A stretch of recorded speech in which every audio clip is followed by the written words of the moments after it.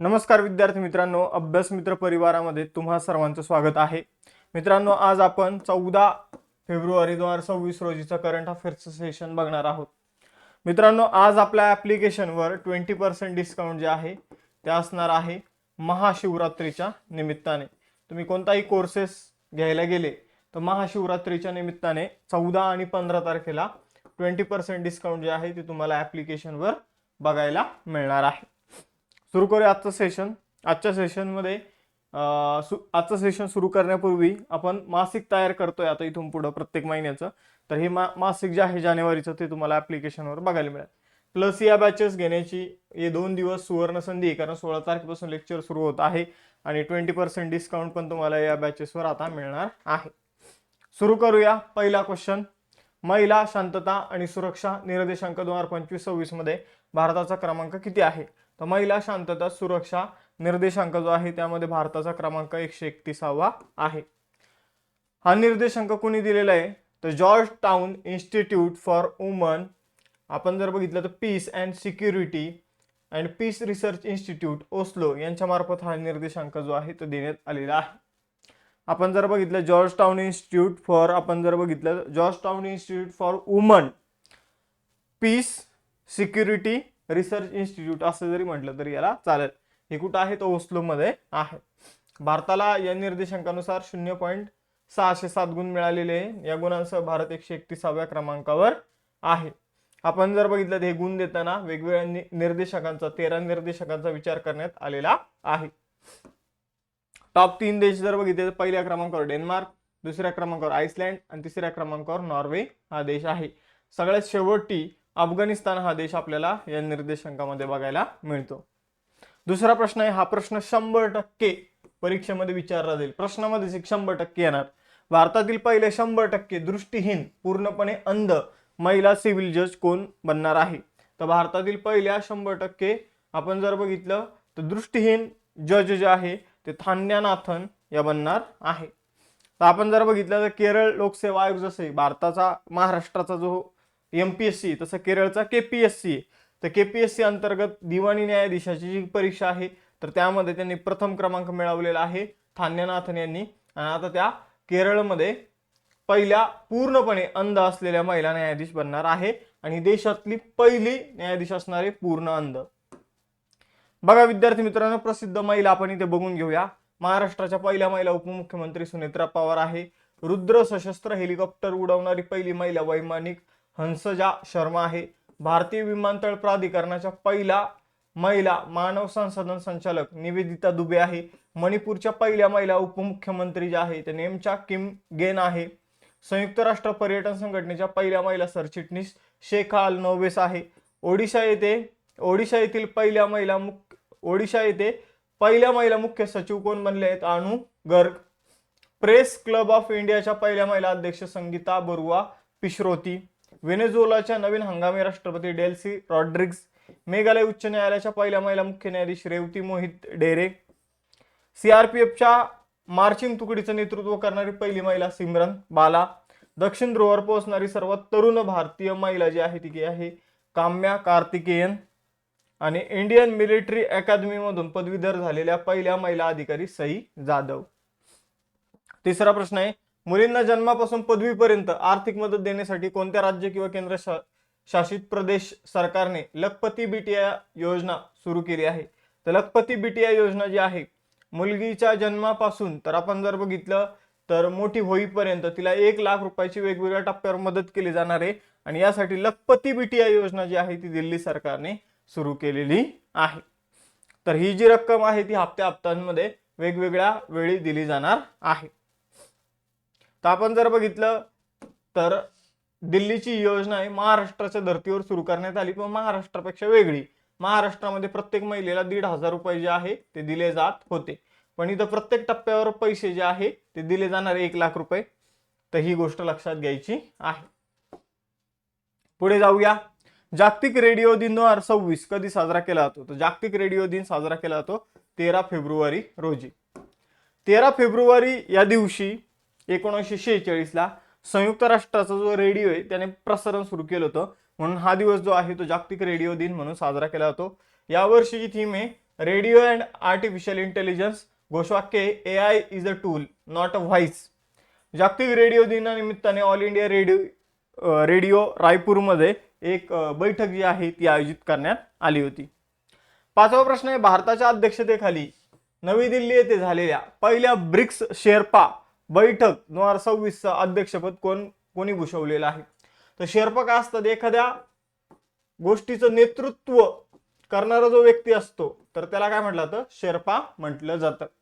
मग आपण जर बघितलं तर दिल्लीमध्ये जी काही शेर्पांची बैठक आयोजित करण्यात आली होती ब्रिक्सची, मग आपण जर बघितलं तर जी काही ब्रिक्स कंट्रीज आहे त्यांचे शेर्पा यामध्ये सहभागी झाले होते. भारताचं नेतृत्व सुधाकर दलेला यांनी केलेलं आहे. तर सुधाकर दलेला हे नाव लक्षात ठेवा. हे सचिव आहे, आर्थिक संबंधाशी संबंधित तज्ज्ञ व्यक्ती आहे, परराष्ट्र मंत्रालयामध्ये यांनी काम केलेलं आहे. तर परराष्ट्र मंत्रालयात आर्थिक संबंधाशी संबंधित हे सचिव आहे. ब्रिक्स शिखर परिषद आता भारतामध्ये होणार आहे, चौथ्यांदा होणार आहे. 2012 मध्ये पहिल्यांदा, 2016 मध्ये दुसऱ्यांदा, 2021 मध्ये तिसऱ्यांदा भारतामध्ये झाली होती. आता चौथ्यांदा भारतामध्ये ही परिषद होणार आहे. याची थीम आहे building resilience, innovation, cooperation and sustainability. अशी थीम आहे, building for resilience, innovation, cooperation and sustainability. ही थीम सुद्धा तुम्हाला लक्षात ठेवायची आहे. भारतातील सर्वात तरुण पुरुष अॅनालॉग अंतराळवीर कोण बनला आहे? तर अॅनालॉग अंतराळवीर म्हणजे काय, तर पृथ्वीवर अवकाशातली कंडिशन निर्माण केली जाते किंवा पृथ्वीवर चंद्र, मंगळ यासारखी कंडिशन निर्माण केली जाते आणि तिथं एखाद्या अंतराळवीराला ट्रेनिंग दिली जाते. अशा अंतराळवीराला अॅनालॉग अंतराळवीर म्हटलं जातं. आणि आदित्य पंड्या जो आहे तर तो भारतातील पहिला अॅनालॉग अंतराळवीर जो आहे तो बनलेला आहे. 17 वर्षाचाच फक्त आहे. गुजरातमधील धोलावीरा या ठिकाणी चंद्रवर जसं वातावरण तसं वातावरण जे आहे ते तयार करण्यात आलं होतं. आणि आता हा भारतातील पहिला अॅनालॉग अंतराळवीर जो आहे, भारतातील सर्वात तरुण ऍक्च्युली अॅनालॉग अंतराळवीर जो आहे तो बनलेला आहे आदित्य पंड्या, तरुण.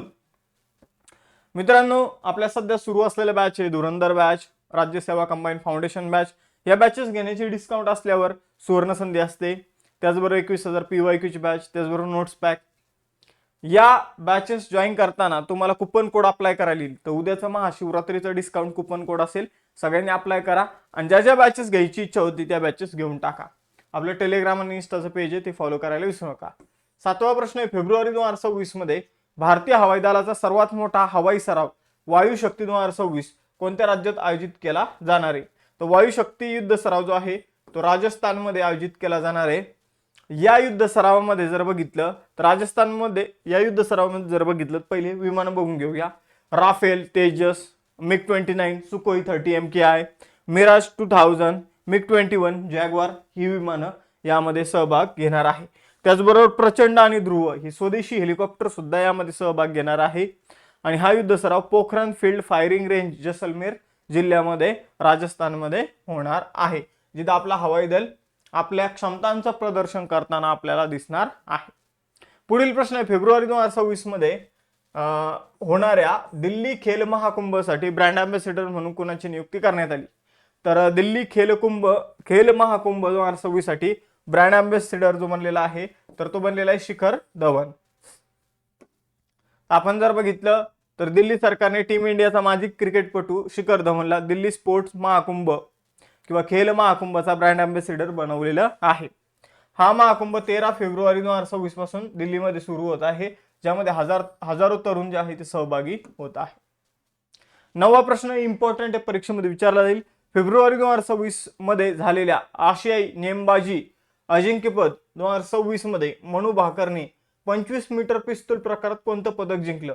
तर मनू भाकरने 25 मीटर पिस्तूल प्रकारात आशियाई नेमबाजी अजिंक्यपद स्पर्धेमध्ये रौप्य पदक जिंकलेलं आहे. मग आपण जर बघितलं तर आशियाई नेमबाजी अजिंक्यपद स्पर्धा कुठे झालेली आहे? नवी दिल्लीमध्ये. गोल्ड मेडल कोणी जिंकलेलं आहे? तर व्हिएतनामच्या एनगुयेन थुई ट्रेंगने आणि कांस्य पदक भारताच्या ईशा सिंगने. 10वा प्रश्न आहे, गृह मंत्रालयाच्या नवीन मार्गदर्शक तत्वानुसार अधिकृत कार्यक्रमामध्ये राष्ट्रगीताच्या आधी कोणता प्रोटोकॉल अनिवार्य? तर राष्ट्रगीत होण्या अगोदर कोणता प्रोटोकॉल आहे? तर आता वंदे मातरम जे आहे तर ते गायलं जाणार आहे. वंदे मातरम राष्ट्रगीत नाहीये, वंदे मातरम राष्ट्रीय गीत आहे. हा मुद्दा लक्षात ठेवायचा आहे. तर मी तुम्हाला ऑलरेडी याविषयी इन्फॉर्मेशन दिली, पण परत एकदा सांगतो की वंदे मातरम जे आहे तर ते राष्ट्रगीताच्या अगोदर गायलं जाणार आहे. त्याची 6च्या 6 कडवं गाणं अनिवार्य आहे. 3 मिनिटं 10 सेकंदामध्ये ही कडवे गायची आहे. जेव्हा वंदे मातरम सुरू असेल तेव्हा सावधान स्थितीमध्ये उभं राहायचं आहे. राज्यपाल, राष्ट्रपती आणि परेडच्या अगोदर आपण जर बघितलं तर वंदे मातरम हे गीत वाजवलं जाणार आहे. याला आपण राष्ट्रीय गीत म्हणून स्वीकारलेलं आहे. 24 जानेवारी 1950 याच दिवशी जनगण मनला आपण राष्ट्रगीत म्हणून स्वीकारलेलं आहे. आणि याची रचना बंकिमचंद्र चट्टोपाध्याय किंवा चॅटर्जी यांनी 1970च्या दशकात आनंदमठ कादंबरीमध्ये केलेली होती. तर हीच इन्फॉर्मेशन आपण इथे बघितलेली आहे. 11वा प्रश्न, फेब्रुवारी 2026 मध्ये भारताने कोणत्या देशासाठी 175 दशलक्ष अमेरिकन डॉलर्सचं विशेष आर्थिक पॅकेज जाहीर केलं आहे? तर भारताने सेशल्स या देशासाठी आपण जर बघितलं तर किती 175 दशलक्ष डॉलरचं एक पॅकेज जाहीर केलेलं आहे, ज्यामध्ये 125 दशलक्ष डॉलरचं काय असेल तर लाईन ऑफ क्रेडिट असेल. आता लाईन ऑफ क्रेडिट म्हणजे काय, तर आपण 175 दशलक्ष डॉलर जे आहे ते सेशल्स या देशाला देत आहोत, कर्ज स्वरूपात म्हणा किंवा अनुदान स्वरूपात म्हणा. तर हे 175 डॉलर कसे असणार आहे, तर हे 175 डॉलर मधून 125 डॉलर लाईन ऑफ क्रेडिट असणार आहे.